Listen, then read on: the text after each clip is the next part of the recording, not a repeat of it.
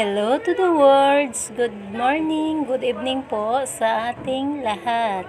Dahil araw po ng Sunday at hindi po kami nagsimba, kaya maaga po ako magluto. Ito lang po ako namili sa maliit na palengkihan po namin. Walang pagpipilian kasi si kuya lang po ang nagtitinda dito. Pero mga fresco naman po ang tinitinda niya. Itong bilong-bilong po ay bibili po ako nito kasi medyo mura lang po ang presyo ni kuya, kaya kalahati po ang binili ko. Ito naman pong tilapia. Pahinga muna ako sa tilapia kasi nagtilapia po ako kahapon. Hindi ko na lang po nabidyohan. Kaya bilong-bilong lang at saka manok ang bibilhin ko po ngayon. Itong bilong-bilong ay masarap po ito ipaksiw na may sili at loya at saka bawang lang po ang ilagay ko dito. Kumuha po ako ng kalahating kilo lang po kasi sapat na po yun para sa aming dalawa ng asawa ko kasi siya lang po ang kakain at saka ako. Yung mga bata ay manok lang po, pritong manok po. Pahinga muna kami sa gulay at saka masabaw na pagkain kasi kahapon po ay nagsabaw po ako. Kaya ngayon po, pwede po kaming magprito. Bukas na lang din po ako magluto ng may sabaw. Ito nga din bilong-bilong ay pwede po itong ifrito. Masarap po ito, malutong, lalo na po kung may breading mix. At tostado po ang pagkaluto. Nako, grabing sarap po ito. Mura lang po ang kilo nito kasi medyo po siya maliit. Pampaksiw po talaga ito. Pero nasa atin na din kung iprito po natin. Pero sa amin po, ang pinakamurang isda doon ay barunday ang tawag sa amin. Yung parang may kaliskis po na isda nga maliit at mahaba. Dito sa atin ay silinyasi or kaya mangsi. Ang tawag po dito. Pero dati po, nung maliit pa po ako ay bihira lang po kami makatikim ng isda. Kasi iwan ko ba dati, siguro po ay walang pambili yung nanay ko.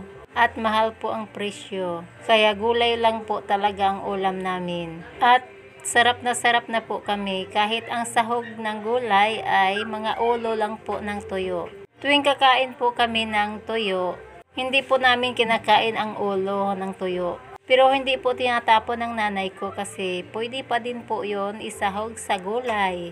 Malasa po ang gulay kung may ulo ng tuyo.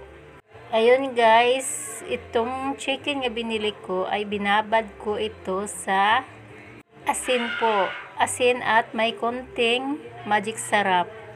At may kalamansi. Ito din po ang paksiw. Ito po yung mga ricado niya. Bawang at saka loya at saka siling green lang po ang hinalo ko. Yun, binabad ko po sila dahil naubusan po kami ng gas kaya pinabili ko yung anak ko ng uling. Dito po kami sa uling magluluto. Pero sa probinsya namin, yung mga kahoy po ang panggatong sa ganitong lutuan. Pero yung lutuan po namin sa probinsya ay malapad po at malaki. Tapos may tatlong naglalakihang mga bato. Doon ko po isasalang yung kaldero po namin nga lulutuan. Magpaapoy na po ako ng uling. Kasi dito po kami sa Manila at wala pong nabibili na kahoy nga panggatong kaya uling na lang po ang gagamitin ko po. Medyo may katagalan lang po kung magluto ka ng ganito. Kailangan po kung wala po kayong gas ay aga-agahan nyo po ang pagluto kung ganito ang lutuan nyo. Pero sa akin po ay sanay na po ako dito. Kasi paapuyin mo muna yung uling bago nyo po isalang ang lulutuin. Pero medyo po mangingitim talaga ang kaldero natin, kaya yung kaldero namin ay talagang nangingitim. Kasi maraming bisis po ako nagluluto dito. Lalo na po kung biglang maubusan po kami ng gas. Talagang dito po ako magluluto. Ayun guys, ito ang ginagamit kong pang paapoy ng uling. Mga papel po nga scratch, yung hindi na po nagagamit sa school. Sisindihan ko po ito at isisiksik ko dito para mag-aapoy po ang uling. Kaya minsan po talagang magka-uling-uling po yung kamay nyo.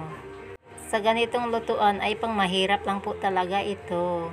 Kasi kung masilan po kayo at ayaw nyo magka-dumi yung kamay nyo, di doon na lang po kayo sa silin. At marami naman pong pambili ng gas, di doon na lang po. Pero para sa akin ay medyo nagipit po kami ngayon kasi marami po akong binabayaran. Tuwing sweldo ng asawa ko ay nakalaan na talaga, nakabudget na po yung sweldo niya. Kaya sa next sweldo na naman po ng asawa ko, ako makabili ng gas. Ayun guys, binugbura na po namin yung manok ng harina at itlog. At nagsimula na po akong magprito ng chicken. Masarap po ito at crispy. Lalo na po yung medyo brown ang pagkaluto. Parang nasa bangketa po kayo. Marami po kasi akong nakikita nga nasa kalye nga nagtitinda po ng pritong manok. Parang ganito po ang pagkaluto nun. Harina lang po yun at itlog ang hinahalo po niya. At kinapalan po nila ng harina para lumaki po ang paninda. Pero ito pong niloloto ko ay konti lang harina. Para hindi unang kagat ay harina agad. Dahil hindi po to paninda kaya konti lang po ang harina ang nilagay ko. Second batch na pala ito at malapit nang maluto. Hayaan ko muna siya mag-color brown bago ko po baliktarin. Yung ganito ka brown. At kung magluluto po kayo sa ganitong lutuan, kailangan nyo pong bantayan para hindi po masunog at mangitim. Lalo na po kung malakas ang apoy, talagang masunog talaga pag hindi nyo po babantayan. Nako, sobrang crispy po ito. Kasi binabad ko po ng mabuti yung chicken. At ito naman yung paksiw ay luto na din po. Na yung mga ulam namin pero ang kanin ay hilaw pa. Nalimutan ko pong magsaing. Kaya nung naalala ko, nagmadali po ako magsaing. Kasi luto na po ang ulam po namin. Ayun guys, brown na po yung ulam namin. At crispy po ito. At luto na pala lahat ang niloloto ko. Makakain na po kami. Pag naluto na po yung kanin. Kasi hinintay pa po namin yung kanin nga maluto. Kasi nalit po ako pagsaing. Thank you for watching.